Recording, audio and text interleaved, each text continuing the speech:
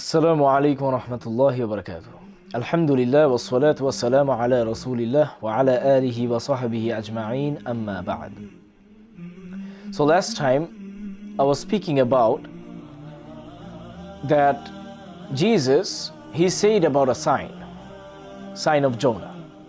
That just like Jonah was 3 days and 3 nights in the belly of the whale, just like that Jesus would be 3 days and 3 nights in the heart of the earth, meaning in the grave basically. So Jonah was alive, and to fulfill the promise, fulfill the prophecy, the only prophecy that Jesus has to say, he should be alive as well. But the Christians say no, he was dead and he was resurrected. And Jonah, he wanted to die. He wanted to go into the sea so that people can survive in the ship. But Jesus, he didn't want to die. He was arguing and he prayed to God so that he doesn't die. Very clear. So the question is, was he alive? Was he dead, as the Christians say? Let us see. What does the Christianity has to say? What does the Bible has to say? I've spoken about Paul, the one who wrote 14 epistles of the Bible, 50% of the Bible, New Testament. He said that if Jesus did not die and did not get crucified, then the whole Christianity, the faith itself is vain. There is no point.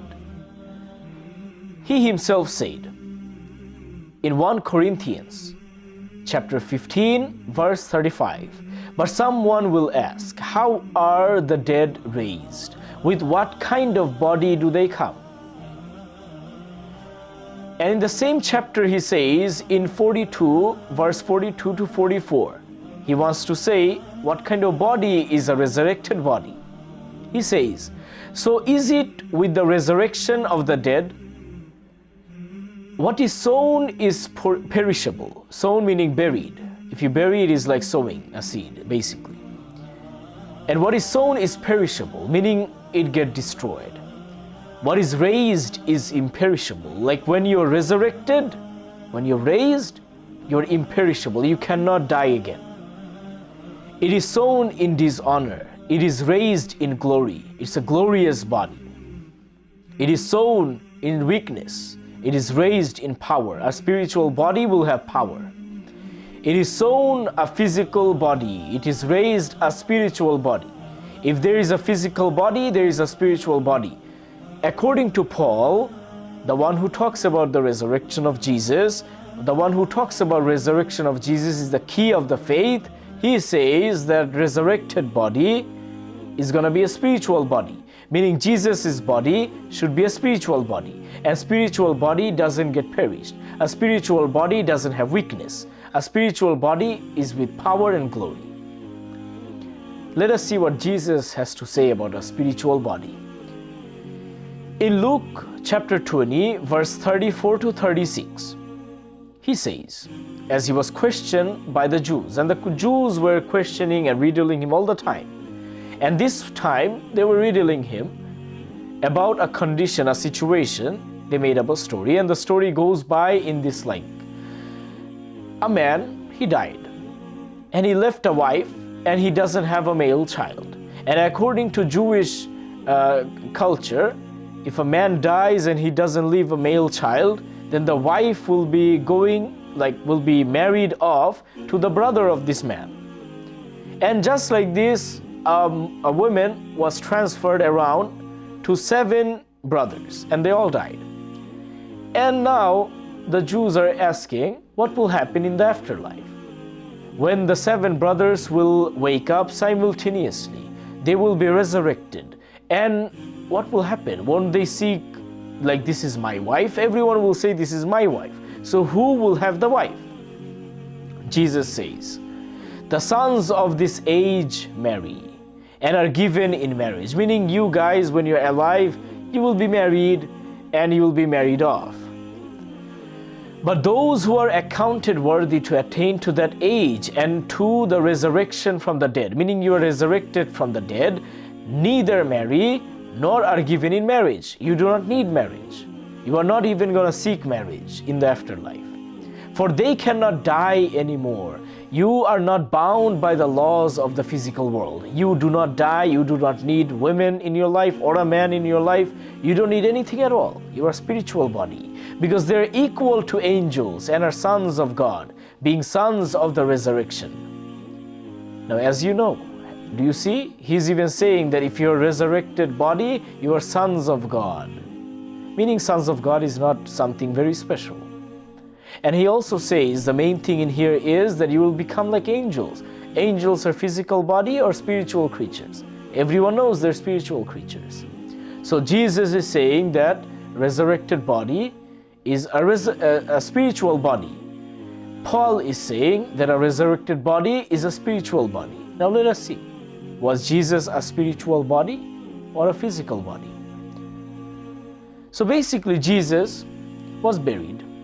Where is he buried? Not a normal burial. No. He is in a sepulcher.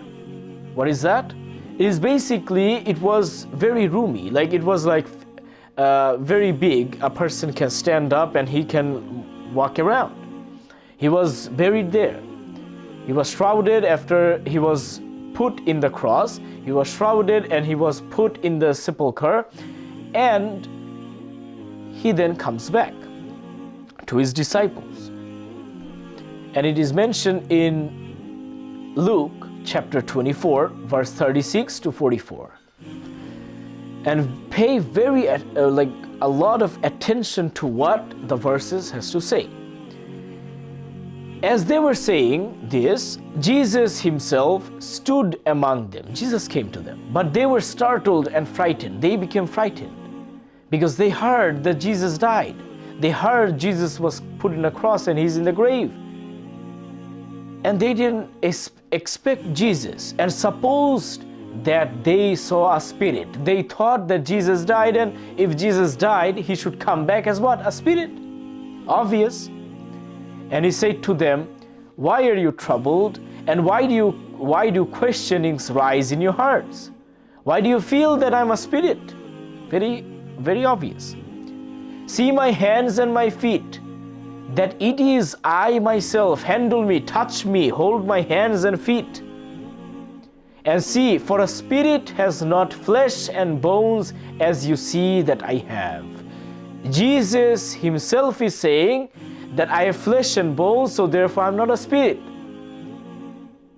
So tell me, if a man says that I am not a spirit, I am a physical body, does it mean he's a spirit? Isn't it very obvious that he's not a spirit because he's saying himself? Meaning he was not resurrected. Why? Because a resurrected body should be spirit and he's not a spirit. And while they still disbelieved for joy, and still they cannot believe what is going on. Shouldn't he die? And wondered, he said to them, now he is gonna show more proof. He says, have you anything here to eat? They gave him a piece of broiled fish, and he took it and ate before them. You know, if a physical body, like suppose you are a very strong man, very powerful, but you're put in a place and you do not have food, would you survive? No, you won't. But Jesus, he says that, do you have food? And they give him a fish and he's eating it. Does a spiritual body eat? Clearly Jesus said in a verse that I said before, that a spiritual body doesn't need marriage. A spiritual body doesn't need what you need as a living being. But he still showed them proof that he's eating, meaning his body is not a spiritual body and he needs food. So what is going on? Why is this confusion? Why are they startled? Why are they thinking that he should be a spirit? You know, the reason is because they all left him. And it is said in Mark chapter 14 verse 50, when the Jews, they were trying to get him, trying to take him and punish him and whatever, all his disciples fled. It says, and they all forsook him and fled.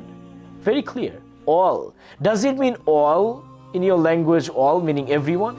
Or does it mean no, everyone was there? Clearly, all means all in every single language. It means that every single disciple left. They just heard that he was crucified and he probably died.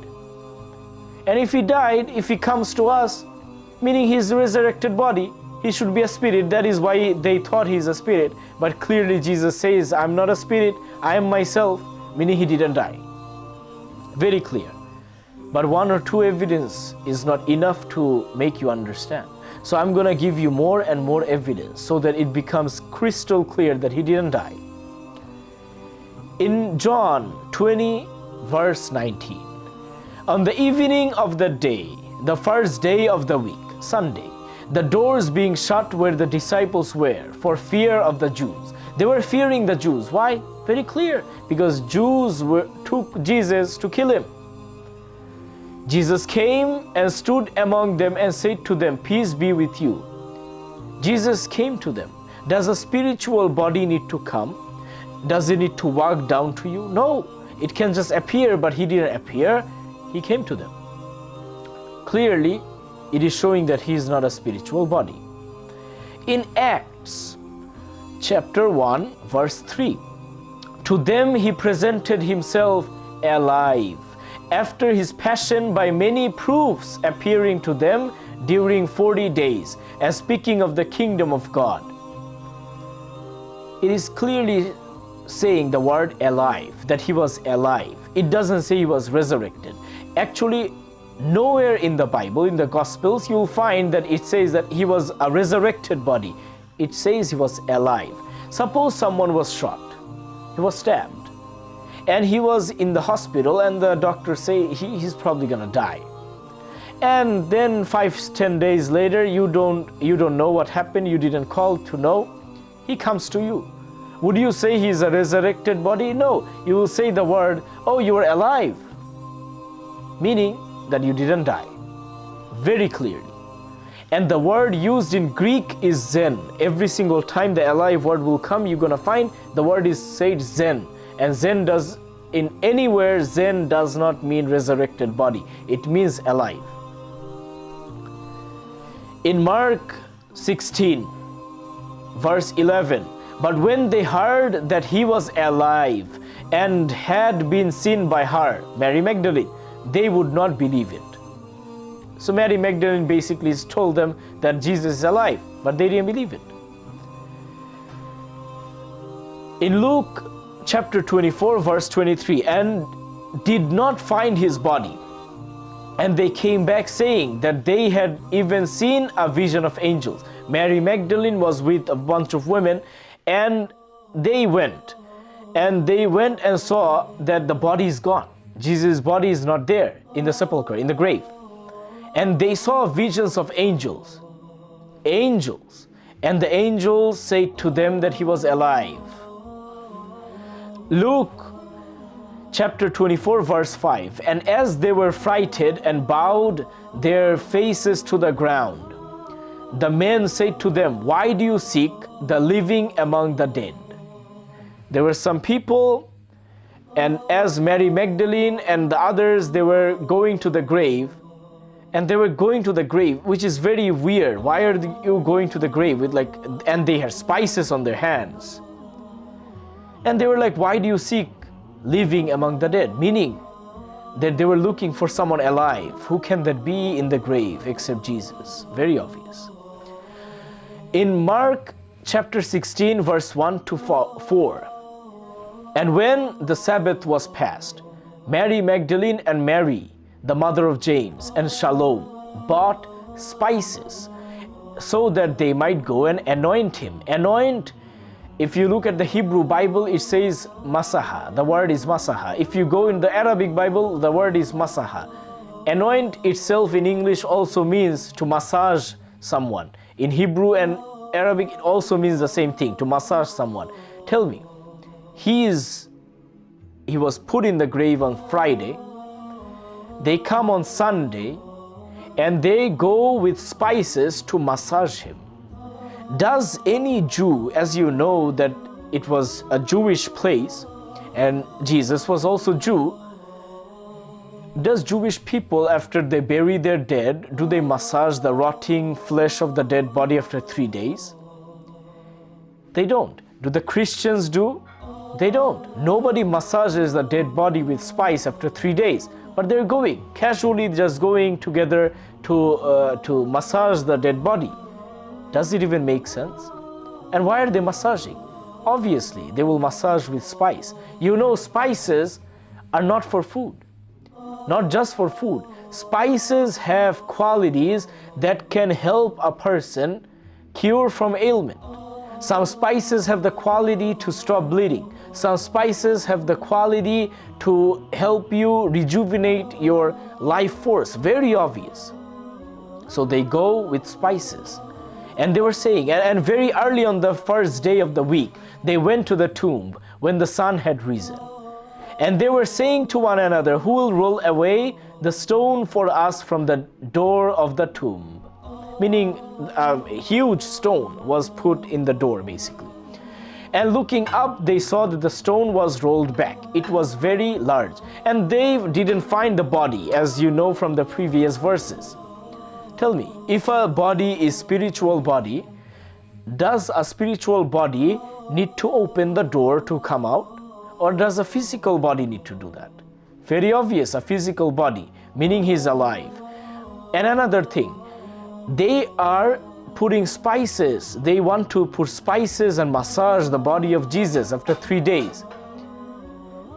Meaning that they probably wanted to cure him, wanted to help him with this condition so that he can become good again. Because he was going through the ordeal of they crucified him, they put him in the cross and punishing him basically. In book of John, in Gospel of John, verse 13 to 17, they say to her, "Women, why are you weeping?" She said to them, "Because they have taken away my Lord." Who are they? Jews. They were still fearing of the Jews, and you know previously even the disciples, they were scared of the Jews because the Jews took Jesus, and apparently to their knowledge they killed him. So even Mary Magdalene, she was scared, she was crying that, oh, the Jews now finally even found the grave, and they opened the grave and took Jesus. She was crying because the body was not there. And she was saying, "I do not know where they have laid him." Do you see what the wording is? I don't know where they laid him. They laid the body. Tell me, why would the Jews take the body and lay him somewhere? He is already dead and in the grave.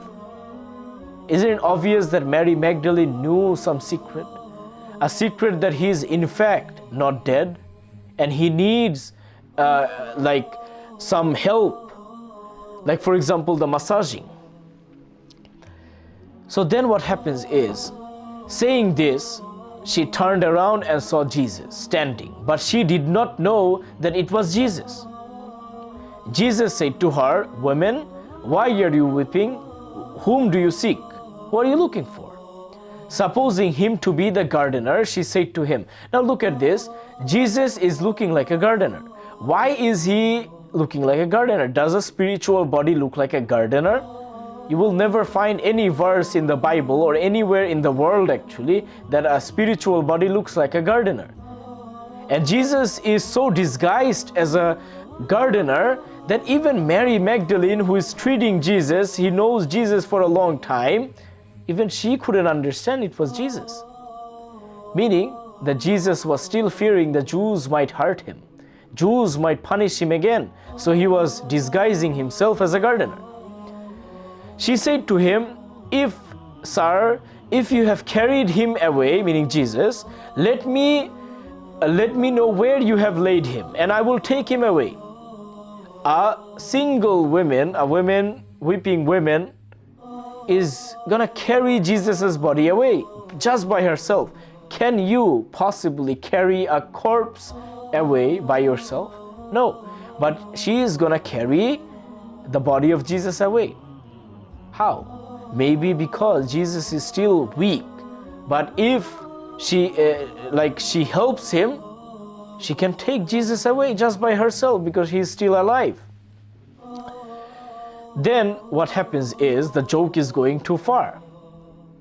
Jesus says, Mary, in a different voice, in a voice that she knows, she turned and said to him in Hebrew, Rabboni, which means teacher. Jesus said to her, do not hold me, for I have not yet ascended to the Father, but go to my brethren and say to them, I am ascending to my Father. My Father will take me away, and your Father. So Father, meaning God, is not just Father of Jesus. It is also your, Mary Magdalene's Father. To my God, meaning Jesus is claiming Father is whose God? His God, and your God, meaning Mary Magdalene's God. So it is very clear with so many evidence that I am putting in front of you that Jesus was in fact alive, and he did not die. He was basically punished in the cross, but he didn't die. And later on, he was just ascended to God. God just took him away from this earth. Very clear and very obvious. So therefore, according to this, according to the evidence, what Paul said, that if Jesus didn't die and got resurrected, your faith is vain. That the belief that Jesus died for your sin, that didn't happen. So therefore, your faith, Christianity, doesn't have any value. May God guide us to the right path. But before that, before I end this, I have to say one more thing. So we can see that Jesus was alive just like Jonah was alive in the fish's belly. But did Jesus fulfill the 3 days and 3 nights? So the most common belief of the Christians is that Jesus was crucified, put on the cross on Friday.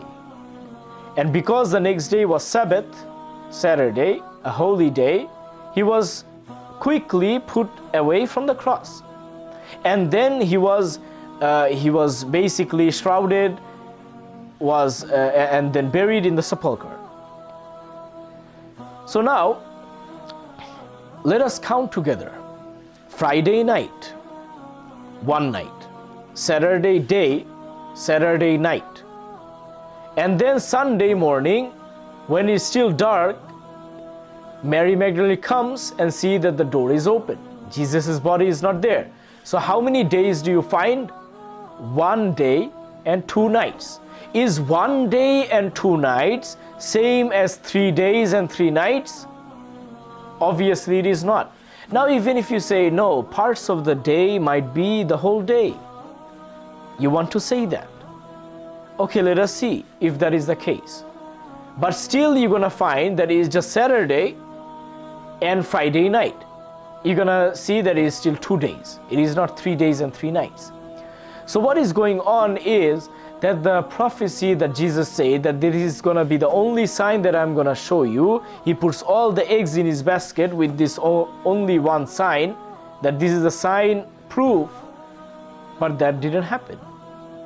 And according to the Christians, this didn't happen by a great distance, meaning he was dead and Jonah was alive. So we should use our brain, we should use our intellect to understand that what Jesus says doesn't go as Paul has to say. Paul basically changed the religion. Paul basically changed the Christianity and changed it in a way that people went away from the commandments and went away that, oh, Jesus died for our sin. What happens when that happens? It happens that, suppose Hitler, he was a Christian, everyone knows that. So Hitler killed millions of people because of him. Millions of people died, but he was a Christian and he probably believed that Jesus died for his sin. Guess what? Where will Hitler go? To the heaven. Why? Because Hitler's sins was forgiven. Jesus died for his sin. And does it even make sense? Does it even make sense that someone sinned?